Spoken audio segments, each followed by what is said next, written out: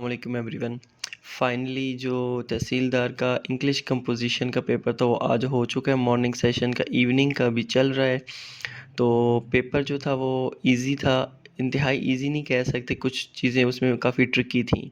ठीक है, तो ओवरऑल आप कह सकते हैं कि बैलेंस्ड पेपर था, इतना मुश्किल पेपर नहीं था। तो आज इस वीडियो में हम लोग कुछ एमसीक्यूज़ देखेंगे जो मॉर्निंग के पेपर में आए हैं।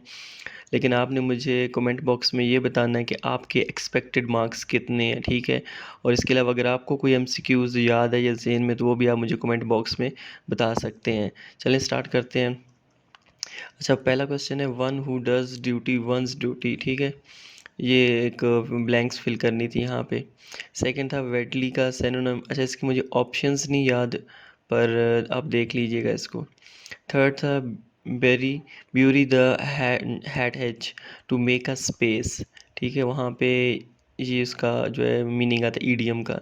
फोर्थ है हमारे पास spin and span neat and clean, ये भी हमारे पास एक ईडियम था। नेक्स्ट था हमारे पास turn the tables change the situation, ये भी हमारे पास एक ईडियम था। नेक्स्ट हमारे पास स्पेलिंग करेक्शन था, उसमें 3-4 स्पेलिंग करेक्शन आए हुए थे। तो दो जो है वो मुझे याद है, एक जेन्युइन है, एक ट्रीमेंडस है, और एक मेवरुलस था या इस तरह कुछ वर्ड सा मेरे जहन में सही नहीं आ रहा। तो ये कुछ क्वेश्चंस थे। अच्छा, इसके अलावा नेक्स्ट हमारे पास था a child born after the death of its father, तो पोस्ट ह्यूमस उसे कहते हैं।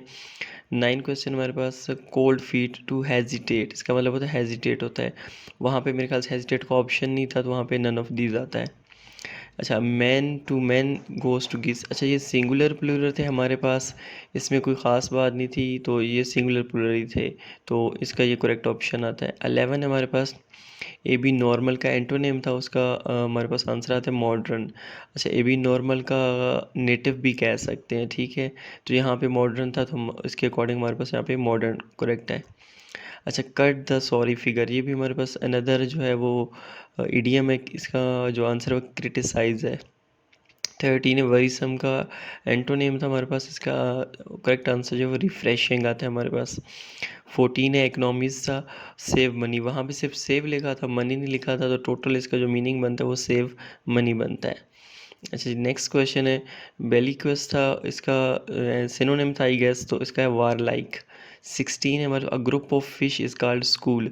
अच्छा, वहाँ पे स्कूल का ऑप्शन नहीं था, तो वहाँ पे जो करेक्ट ऑप्शन आएगा नन ऑफ दीज आएगा, तो एक्चुअल आंसर जो होता है वो स्कूल होता है इसका। 17 है फियर ऑफ हाइट एक्रोफोबिया। अच्छा, वहाँ पे एक्रोफोबिया का भी ऑप्शन नहीं था, तो करेक्ट ऑप्शन जो होगा वो नन ऑफ दीज होगा वहाँ पे।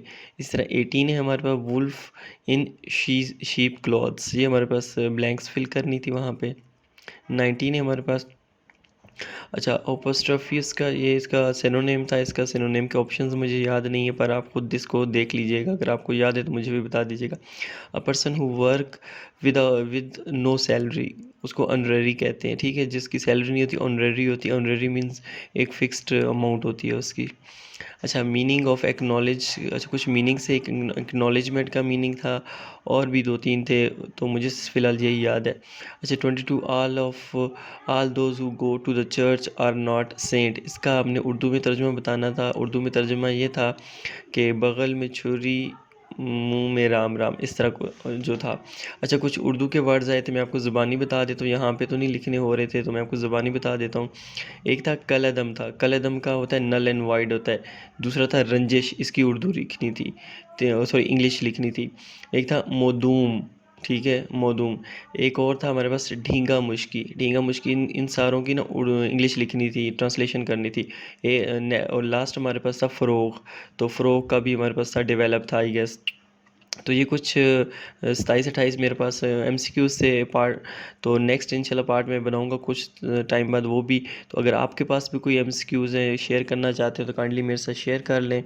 और इसके अलावा भी अगर आपको कोई इन्फॉर्मेशन चाहिए कुछ, तो आप मुझे कमेंट बॉक्स में बता सकते हैं। थैंक यू, अल्लाह हाफिज़।